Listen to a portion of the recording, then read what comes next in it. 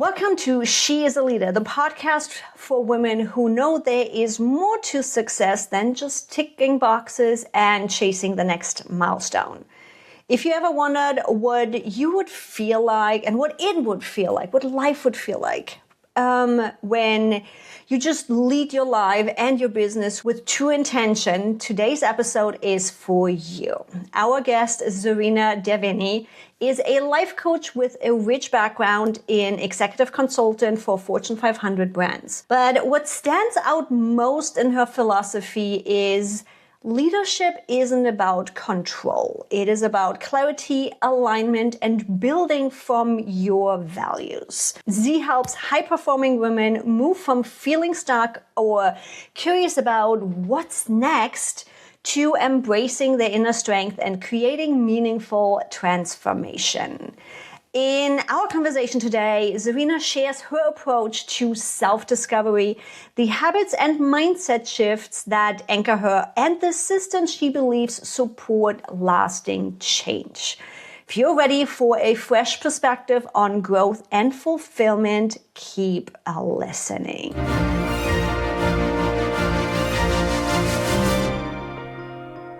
And with that, I want to invite everybody come listen to two ladies that have a little bit of a combined past history without having crossed paths before. I love how my episode seems to be bringing women in my circles that have similar experience yet also different. Tell my audience, how did you get here? Did little Z ever think she's going to be where she is today? And did you think you're ever going to be a life coach? How did you get here? Yeah, no, it's a great question. So little Z did not think she was going to be a life coach. I think like most millennials, at least for me, we thought success was climbing that corporate ladder. You know, it's going to school, getting a really good office job, and then growing from there and being grateful to be able to grow from there. So I think there was always this entrepreneur creative side to me that I would just, kind of shut down, because the reality of my life was to continue climbing that corporate ladder and being successful for the companies that I was working with. But then, about during COVID time, so let's say 5-6 years ago, there was this internal shift that started happening. And the difference at that time was it was getting louder versus in my younger years, I was able to quiet it down. I was able to suppress it like most of us, right? We become masters at that.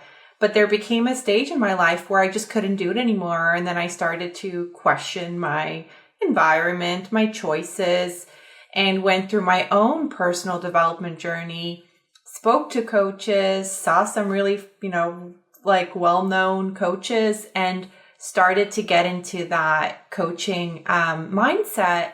And then I realized, Evie, that I was always a coach, because I was always that person who my friends, my family, my colleagues would come to. So I think, I always say coaching found me, but deep down, I think I was always a coach. And then here I am now pursuing my strength and now my found passion in life, which is so exciting. How did you begin that process of rediscovering yourself and really, redefining what success means for you? Because it's like, I think there's a lot of us that are in that box of, this is how life is supposed to look like.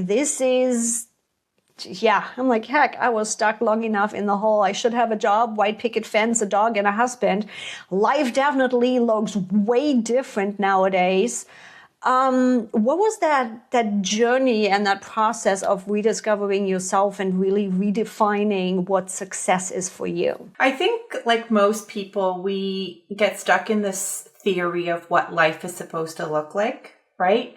And I think there is this natural comparison that happens, but there is this theory that we think is reality. When you actually look at the life and the human experience journey, that's not reality. Reality is actually experience, and experience is different for everyone, right? At the end of the day, I do believe this. I don't think we do what we really don't want to do. So we're stuck in situations, yes, longer than we need to be, but ultimately we're making our decisions. So for me, having experienced what I had experienced personally as a woman, I later found out that I was sticking to this theory of what life should be like, what I should be doing, based on my age, based on my success, based on my financial success. There was just all these, ideas of theories in my head, when in reality was different. Things don't necessarily all happen at once when you want to. So I think for me, I was going through my own self-discovery journey. It's why I became a coach. It's why I actually teach women the whole self-discovery framework. And it starts with this awakening phase. And the awakening phase is that, it's that situation where you're like, okay, something feels off. I no longer want to live in autopilot, right? I no longer feel connected or aligned or just fulfilled.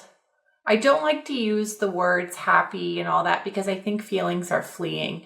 Bring it back to purpose. Like you just feel like something is disconnected. So that awakening phase, that's when you need to really go deeper and to the next phase, which is the most messiest, scariest. This is where all fear and our self-sabotaging behaviors come out. It's the unlearning.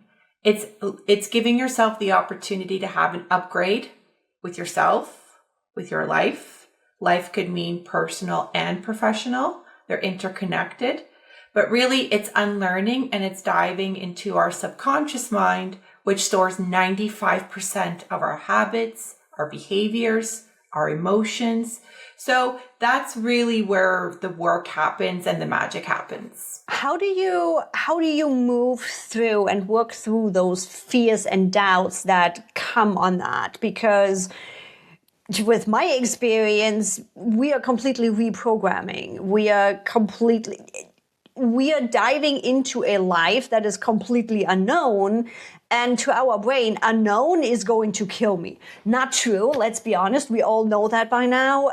So with that, there's a lot of fears. There's a lot of doubts that are coming up because everything we believe to be true in the past, we are now questioning. How can my audience work through those fears and doubts when they are coming up? First, it's understanding, what fear looks like for you, right? Is it psychological? Is it emotional? Is it physical? So let's actually understand the symptoms.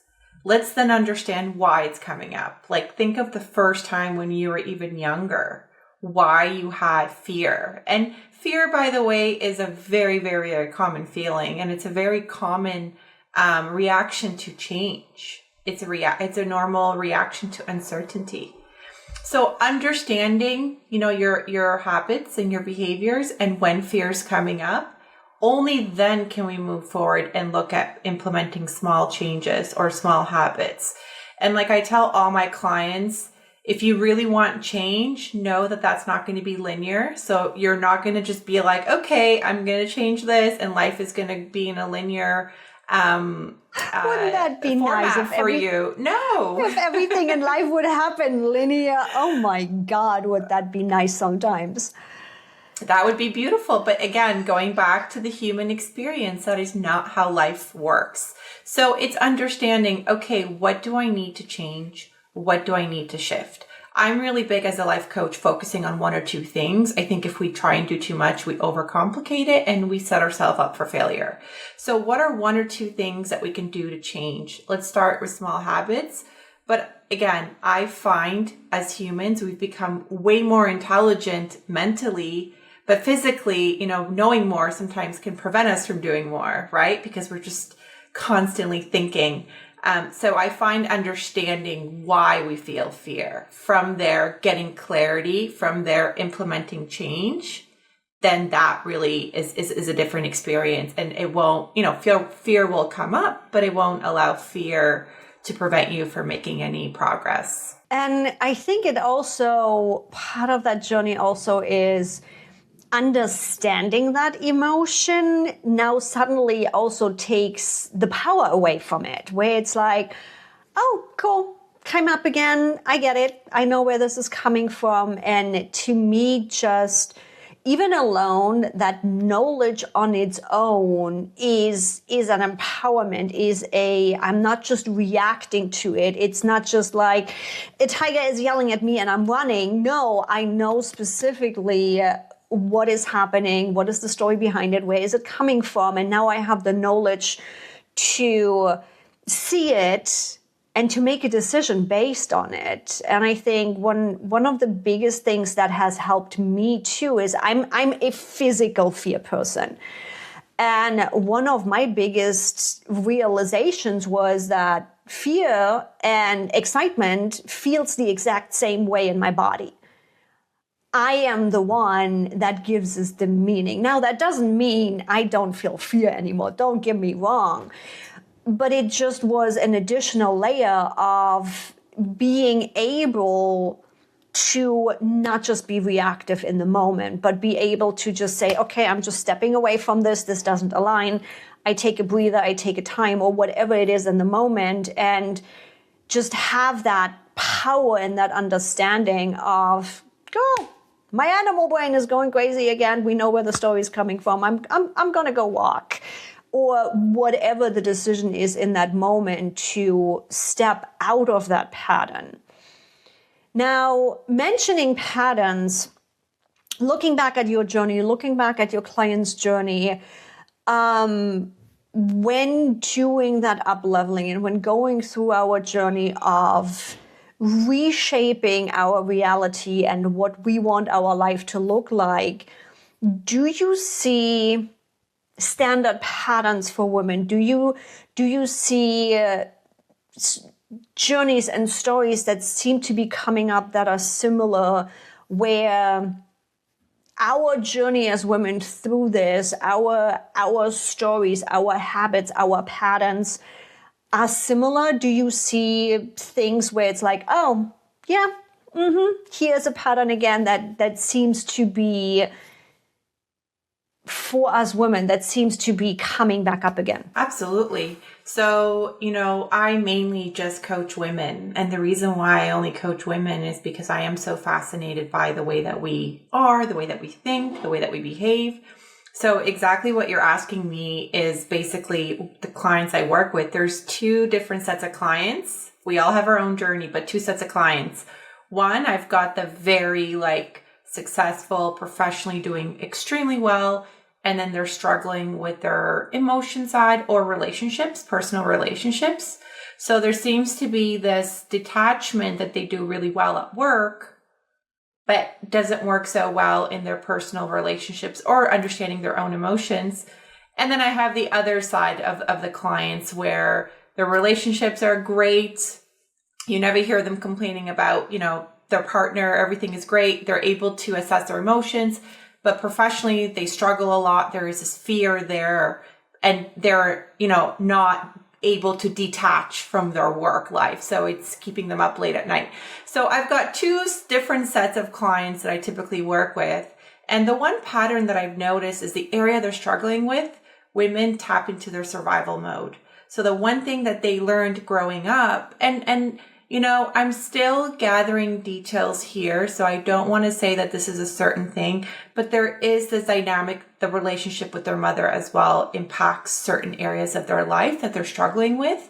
And the relationship with their mother doesn't necessarily mean it was not good or serious or trauma. Like, we don't go into therapy. It's more that nurturing side, that being able to communicate their needs was not taught when they were really young in the specific areas that they're struggling with. So I don't know if that makes sense, because it's a lot of information there, but usually those are the two different sets of clients that I work with. And the big picture here is I see that the areas they're doing really well at, they're able to emotionally detach. They're able to be more emotionally regulated. And then the areas that they're struggling with, there is this fear, anxiety, performative, overstimulated state that they're in, that I come in and help them with. Yeah, interesting. Again, bringing connection back to my own growth journey and everything. when working with my coach and working through my stuff, I think one visual he had brought up is the little child. We are falling back into our little child state of there's just a lot of emotions. There is a lot of perception and just wanting to feel safe and just not feeling safe in that moment.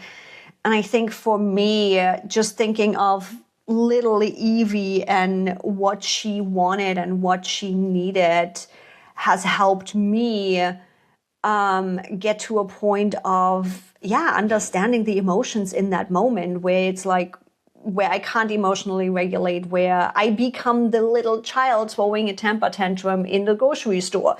Don't get me wrong, still had that this morning because life just didn't want to do what I wanted it to do. And I had one of those moments where I'm like, oh yeah, little Evie is having a temper tantrum right now. You know what? Little Evie gets to take 5 minutes and just scream into a pillow and just feel the emotions, and we'll take it from there. And it's interesting that seeing the correlation, right? Seeing just like with you, where it's like, okay, in those where we struggle, we are really closely emotionally involved and can't really step out or step back and regulate accordingly and bringing it back. I think we always bring things back to our childhood. Now, when working through this rebuilding, and no matter if it's business or life, do you have or do you recommend certain boundaries or non-negotiables for women when we rebuild, when we are figuring out what this is supposed to look like, what this is supposed to feel like, all the things? Do you have common boundaries or non-negotiable that you recommend in that journey us to pay attention to? Because I'm assuming I'm not the only one. We always were told we are supposed to take care of everybody else. And now suddenly in this journey, it's taking care of ourselves, whatever that looks like. And to me, that means boundaries and non-negotiables. What does it mean for you? Yeah, I am a fan of boundaries, although I am also a fan of having a limited amount of boundaries. Stick to 3 very important ones that are non-negotiable for you versus you having a full list. And I just find when you become too fixed in life, it's really hard to reach fulfillment and joy. I think having 3 that are non-negotiable keeps you more consistent and allows you to look for a more, like-minded, whether it's a community or space. So big fan of boundaries, but keep it to top 3. And then I'm also a big fan as a life coach of values. Now, I've worked with great men throughout my whole corporate experience. And the one thing I always saw men do really well is men are good at prioritizing their priorities. Whereas women, we're good at prioritizing our tasks. Or everybody else. So, which is our tasks, right? And this is, one of the biggest emphasis on my coaching while we're going through the rediscovery and rebuilding is what are your top 2 to 3 priorities, and make sure every day that you're working towards that. And I want you to omit your task list, right? And that's a big shift for women where I see them getting like anxious, fearful, but Zerina, I have to do this, I have to do this. I'm like, what are your priorities? What are you doing in your day that tells me that you are working on your priorities? So big fan of priorities, and a lot of our priorities are also tied to our values, right? Which is the things that deep down really draw us. And I'm also a fan of boundaries, but please limit it to 3, because I think, again, the human experience is for us to be flexible and not fixed. So those are, I would probably say, 2 key areas that I focus on with the rebuilding stage. I love that. Now, for women listening that are feeling stuck right now or feeling burned out, what is the first small step you'd encourage them to take? If somebody is like, oh my God, yes, I get this. Where do you start? It's such a hard question because, again, it really depends of where you're at in your life. If you're feeling lost or stuck because of a specific area in your life, then I would suggest start journaling. And the beauty with journaling is you get clarity through experience. And if you write your experiences down, clarity actually can come to you quicker versus you thinking, researching all the theory and all the books out there. Start journaling, right? So if there's a specific area in your life you're feeling lost or stuck, start journaling. Now, like most of my clients, if you're feeling lost or stuck because of multiple areas in your life, I call it the awakening stage. And this is where, believe it or not, stillness is good, right? We need to understand what's going on your system. I call it like your software system, just like our phones need an upgrade. So we got to start one step at a time. And the beauty about seeing a life coach or even a professional services that can deal with these sorts of clients is there are 6 to 7 components of life. So we start looking at that and really assessing it in a professional manner of where you're struggling and then focusing on those two and going through the journey together. And look, I have yet to meet an adult who has not been lost or stuck. And women, we actually shift 4 to 7 times in our lifetime.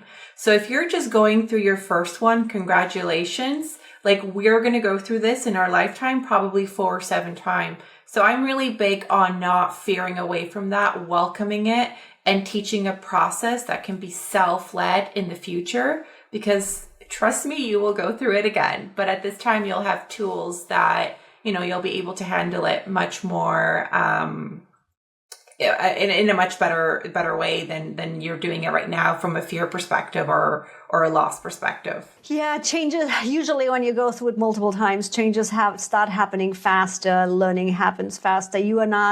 We're not starting again from zero, right? We are building up on the work we have done in the past. And with that, is there like a lesson or maybe a mantra you return to when you realign with your value and your purpose? Again, it's always a journey, right? Things are coming back around. The work is never done. Sometimes I wish the work would be done at some point, but things come back around. So again, do you have a lesson or a mantra that gets you back into your values and your purpose when life has been throwing lifing at you? Yeah. And I'm sure the last year hasn't been easy for a lot of people, right? So here's what I'll say, and this is the mantra that I live by, is don't tie events that are happening in your life to your self-worth. And I think this is one of my biggest learning in my journey in life, is being a high achiever, having reached success. We easily can tie events to our self-worth, and that can really beat us down. So it's understanding, again, this takes subconscious work and reshaping and reshifting, understanding that events are events. Your self-worth is your self-worth, regardless of your status, regardless of what's going on, and really hold tight to that self-worth. Because if you look at the most successful people in the world and some of the greatest books, the old school ones, that's one thing that they teach you. It's tied to manifestation, is have that higher vibration of yourself, regardless of what's going on. Like there is the saying, Evie, that I really will repeat when I'm going through really tough times. And it's, whether you're religious or not, you can say, God or universe, please, even if I lose everything, don't make me lose myself. And I think that's so powerful, and that speaks to the value of your self-worth, because everything can be rebuilt, but losing yourself and losing your mind, no event is ever worth that. Not in this lifetime.